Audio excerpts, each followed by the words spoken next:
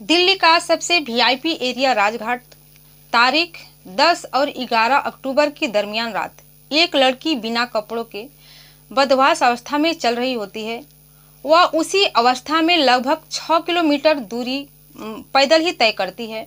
उसके शरीर पर एक कपड़ा नहीं होता है और उसके शरीर से खून भी टपक रहा होता है और वह उसी अवस्था में चल रही होती है। जो आते जाते राहगीर होते हैं, सबकी नज़र उस लड़की पर पड़ती है। हजारों बसें जाती है, जो बस होती हैं, मोटरसाइकिलें होती हैं, ऑटो होती हैं, तमाम तरह की जो मोटरसाइकिलें होती हैं, जो सवारियां होती हैं, आती जाती रहती हैं, लेकिन किसी की भी नज़र उस लड़की पर नहीं पड़ती है और न ही उसकी कोई मदद करने के लिए आता है। वो उस लड़की की हालत ठीक नहीं होती है, वो बहुत गंभीर अवस्था में होती है और देखने में ऐसा लग रहा होता है कि उसके दिमागी संतुलन भी ठीक नहीं है। तभी उसकी नज़र एक नौसेना के नौजवान को पड़ती है। वह उसके पास जाता है। उसके पास जाने के बाद उसे ऐसा लगता है कि ये लड़की के साथ जरूर कोई घटना घटित हुई है। वह देखता है कि उसके प्राइवेट पार्ट से खून टपक रहा है। वह तुरंत पुलिस को कॉल करता है और पुलिस को कॉल करने के बाद जब पुलिस वहां पर आती है तो उस लड़की को लेकर अस्पताल में एडमिट कराती है। उसका ट्रीटमेंट चलता है और आगे की जो कहानी है वो लड़की बताती है, जिसे सुनकर दोस्तों आप भी हैरान और परेशान हो जाएंगे। आज की जो एक कहानी है, जो सच्ची घटना है, ये घटना जो निर्भया हत्याकांड हुआ था, जो निर्भया का केस था, जो कि 16 सितंबर 2012 को घटित हुआ था, उससे कम नहीं है। क्योंकि उसी की तरह ही है। जो घटना घटित हुई थी, पूरी दिल्ली क्या पूरे भारत के लोग सड़कों पर उतर आए थे और जो पुलिस है उससे सवाल कर रहे थे, जो कानून व्यवस्था है उससे सवाल कर रहे थे कि जब वो लड़की झाड़ी में मिली थी तो लोग उसकी मदद क्यों नहीं करें। सेम उसी तरह की आज की जो घटना है, ये भी उसी तरह की है। उस लड़की की कोई मदद नहीं करता है और उसकी दिमागी संतुलन भी ठीक नहीं रहता है, वो बहुत ही गंभीर अवस्था में रहती है। तो जो नौजवान रहता है वही उसकी मदद करता है और आगे की जो कहानी वो लड़की बताती है, उसको सुनकर हर किसी के पैरों तले जमीन खिसक जाता है। तो आइए जानते हैं इस घटना की पूरी जानकारी इस वीडियो के माध्यम से। मैं हूं ज्योति कुशवाहा और आपका ज्योति वॉइस चैनल में स्वागत है। ज्योति वॉइस चैनल की जो सभी फैमिली है, उम्मीद करती हूँ कि अच्छी होगी और अपना ख्याल रख रही होगी। दोस्तों, वीडियो में आगे बढ़ने से पहले आप लोग से रिक्वेस्ट है, जो कोई भी मेरे चैनल पर नए हैं तो वीडियो को लाइक करिएगा, शेयर करिएगा और चैनल को सब्सक्राइब जरूर कर दीजिएगा। आज की जो सच्ची घटना मैं आपको सुनाने जा रही हूँ, ये घटना है दिल्ली का ही एक मशहूर इलाका है राजघाट। राजघाट से एक लड़की पूरे 6 किलोमीटर दूरी का सफ़र तय करती है और वह उसी अवस्था में चल रही होती है। उसके शरीर से ब्लड भी आ रहे होते हैं, लेकिन किसी की उस पर नज़र नहीं पड़ती है। लगभग रात के 3 बजे का समय होता है। तभी उसकी नज़र एक नौसेना के नौजवान को पड़ती है, सैनिक को पड़ती है। वो उसको देखकर अंदाज़ा लगा लेता है कि इस लड़की के साथ जरूर कोई घटना घटित हुई है और वो उसके पास जाता है। उसके पास जाने के बाद देखता है कि उसके प्राइवेट पार्ट से ब्लड आ रहे हैं। उसकी हालत बहुत ही गंभीर होती है। वह तुरंत पुलिस को कॉल करता है। जब पुलिस को कॉल करता है तो पुलिस मौके पर पहुंचती है और उस लड़की को लेकर अस्पताल लेके जाते हैं, जहां उसका ट्रीटमेंट चलता है, उसका इलाज चलता है।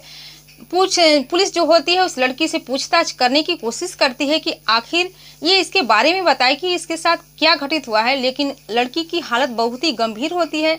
साथ में उसका जो दिमागी संतुलन होता है वो भी बहुत बेकार हो चुका होता है। वो कुछ भी बात किसी से बताने के लिए तैयार नहीं होती है, नहीं उसकी हालत में होती है। अब पुलिस के सामने ये बहुत बड़ा चुनौती बन जाता है कि आखिर वो कैसे पता करे कि इसके साथ ये कांड किसने किया है, वो कहाँ का रहने वाला है। पुलिस बहुत ही परेशान हो जाती है। जो इस कांड की जो मुख्य मेन होती है उनका नाम होता है एसीपी ऐश्वर्या सिंह इस केस की छानबीन करने लगती है। जब उन लोगों को लड़की कुछ बता नहीं पाती है, तभी एक उनके सामने एक फैसला सूझता है कि क्यों न इस तरह के हथकंडे अपनाकर देखा जाए। तभी एक सिपाही को उस लड़की के पास भेजते हैं और कहते हैं कि तुम समाज सेविका बनकर जाना, बल्कि नॉर्मल कपड़े में जाना, क्योंकि लड़की को ऐसा न लगे कि पुलिस ही वाली है। इस तरह से पुलिस जो लेडीज पुलिस होती है उसको नॉर्मल कपड़े पहनाए जाता है और उस लड़की के जहाँ पर उसका इलाज हो रहा था उसके यहाँ भेजा जाता है।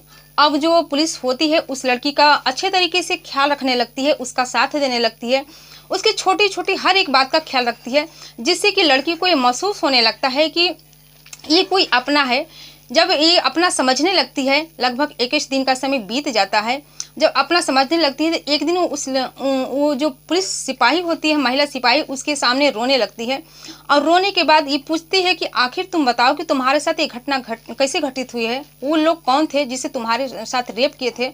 और साथ में डॉक्टर भी ये भी बता देता है कि लड़की की दिमागी संतुलन ठीक नहीं है और ये भी कहता है कि अगर ये नौजवान सही समय पर इसको नहीं लाता तो शायद इसकी जान भी चली जाती। इसके बाद वो लड़की बताती है, जो लड़की कहानी बताती है, कुछ ठीक अवस्था में हो जाती है 21 दिनों के बाद, और जो कहानी सामने निकल कर आती है, जब कहानी सामने निकल कर आती है तो लोग इस घटना को सुनकर उनका वो भी दिन याद आ जाता है, निर्भया हत्याकांड जो हुआ था उसी केस से सेम ये केस मिलता जुलता है। लोग हैरान और परेशान हो जाते हैं। दरअसल जो लड़की है वो लड़की गुजरात की, उड़ीसा की रहने वाली होती है, उड़ीसा की रहने वाली होती है और वो समाज सेविका होती है, गरीब लोगों की मदद करती है, जो असहाय बच्चे हैं उसकी मदद करती है, जैसे कि मदर टेरेसा किया करती थी।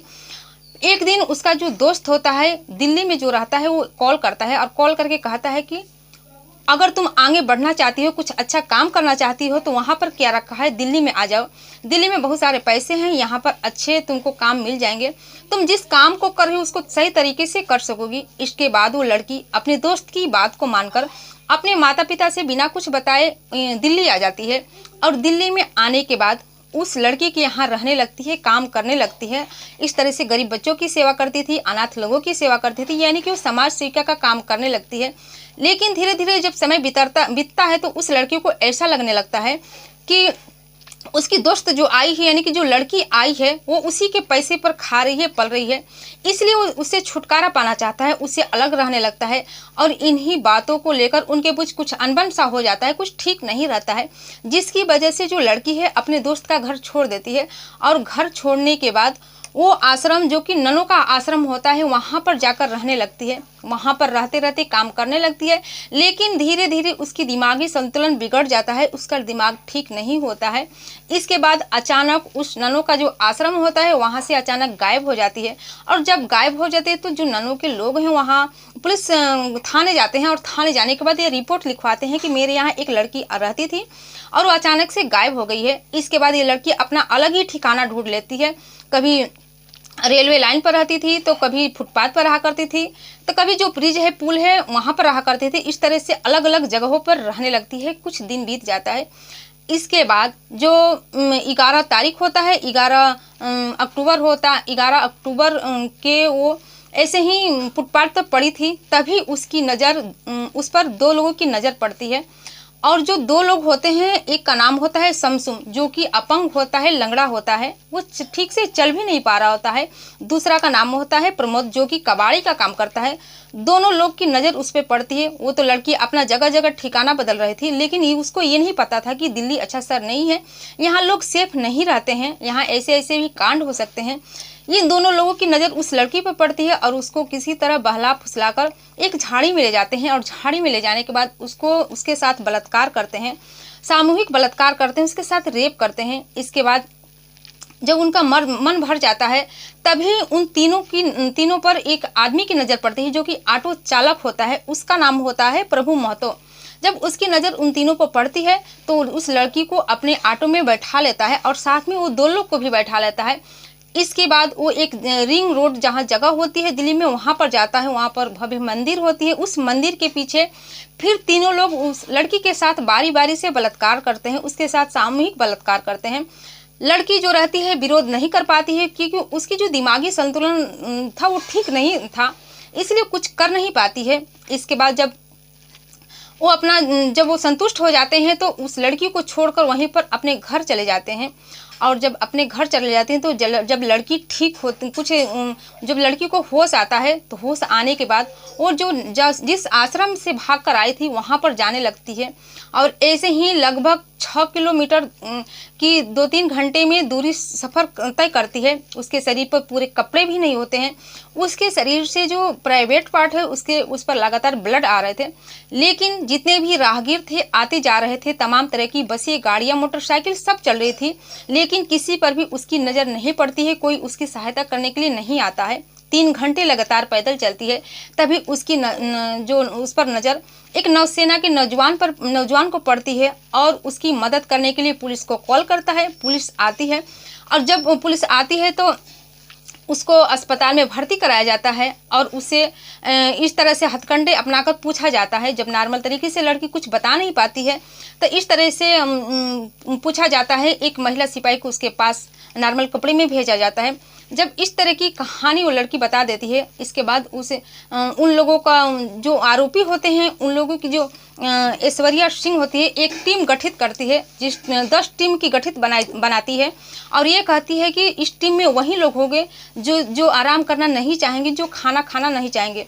हम लोग को किसी भी करके इस लड़की को न्याय दिलाना है। इसके बाद दोस्तों वो अच्छी तरह से इसका छानबीन करते हैं। इस केस की छानबीन करने के बाद लगभग 500-600 जो सीसीटीवी कैमरा के जो फुटेज है वो खंगाले जाते हैं, जहाँ जहाँ से जिस जगह से लड़की गुजरी थी।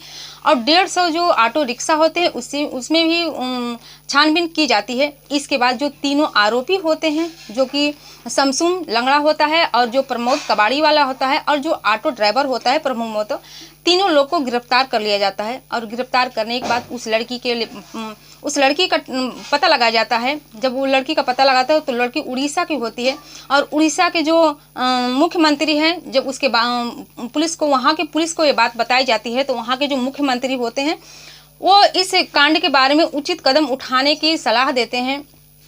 और सलाह देने के बाद उस लड़की के अभी जो ट्रीटमेंट चल रहा है, लेकिन तीनों लोग को गिरफ्तार करके जेल भेज दिया जाता है। अब आगे दोस्तों पता नहीं क्या होगा। निर्भया में तो जो 4 लोग थे उन लोगों की फांसी हो गई। क्या इसी तरह इस लड़की के आरोपी को भी फांसी होगी या नहीं होगी, ये तो आगे देखी जाएगी। लेकिन जो इस लड़की के साथ जैसा गुनाह किया गया है, सेम निर्भया कांड जैसा ही है, उसे कोई कम नहीं है। लेकिन सबसे चौंकाने वाली बात तो ये थी कि जो 10 और 11 अक्टूबर की जो रात थी, उस समय